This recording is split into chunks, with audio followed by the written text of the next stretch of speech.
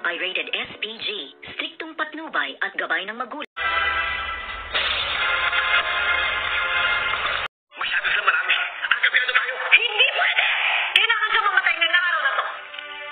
Good morning and welcome sa aking munting channel. At dito nga ay naipit na sa laban itong si Bubbles at si Tanggol dahil nga napakarami ng mga pulis ang nagdatingan dito nga sa munisipyo na kung saan ay nandoon itong si Congressman Sibilya na talaga nga kikitilin ang buhay ni Congressman Sibilya, nitong si Tanggol at nitong nga si Bubbles. Kaya dito nga nagdesisyon itong si Tanggol na sana ay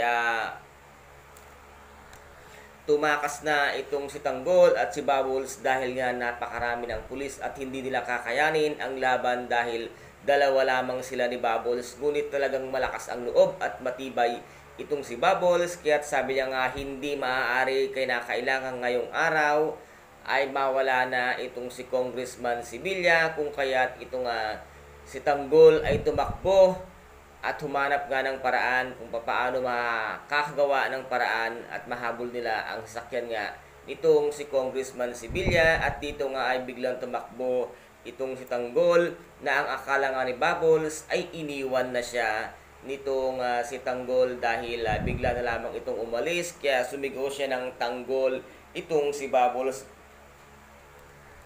Ngunit laking gulat nga nitong si Bubbles nang makita niyang nagbabalik na nakamotor na itong si Tanggol at sinabi nga ni Tanggol, "Bubbles, talon, dalian mo para mahabol natin ang sasakyan ni Congressman Sibilya at ako na ang bahala, basta tumalon ka dyan para tayo makaiwas na." At tumalon nga naman itong si Bubbles para nga makaiwas na rin sa mga pulis at mabilis kang pinasibat itong si Tanggol ang motor na kanyang dinadrive kaya't hindi sila naabutan ng mga pulis. At dito naman ay itong si Ramon ay nililinis na ang kanilang mga kalat-kalat na mga gamot dahil nga pupunta doon ang kanyang nag-iisang anak na si Tanggol sa kanilang negosyo para nga maipakita kung ano ang kanilang tunay na negosyo at yaman na kung saan ang gagaling ang mga perang ibinibigay sa kanya. At dito naman ay tuwang-tuwa itong si David na makita at kung gaano kayaman itong mga Montenegro. Mag-iingat ka lang, David, dahil yung pinasok mo ay hindi basta-basta yung mga tao na yan. At dito nga may tuturuan pa sa firing range itong si David at dito ay makakahalata itong si Ramon na ikaw nga ba ang totoo kong anak.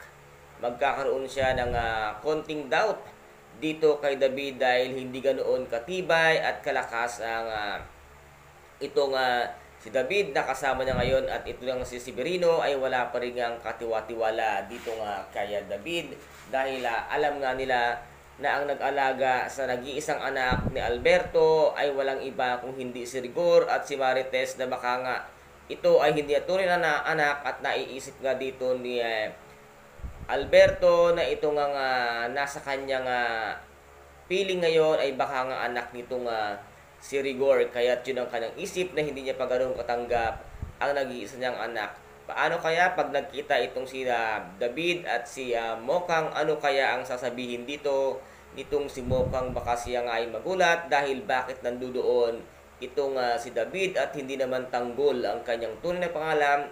At dito nga ipagtatapat ni Mokang ang katotohanan na ang Tanggol ay nasa kulungan at hindi yung Tanggol na nasa loob ng kanilang mansion. And guys, ito po ang ating pakaabangan ngayong gabi dito sa tinaguriang pambansang teleserye FPJ ang Batang Quiapo. At kung nagustuhan po ninyo ang aking video for today, paki-subscribe na lamang po ng aking channel, paki-like and share para maging update kayo sa lahat ng gagawin kong video. Maraming salamat po, ingat, God bless, and bye-bye!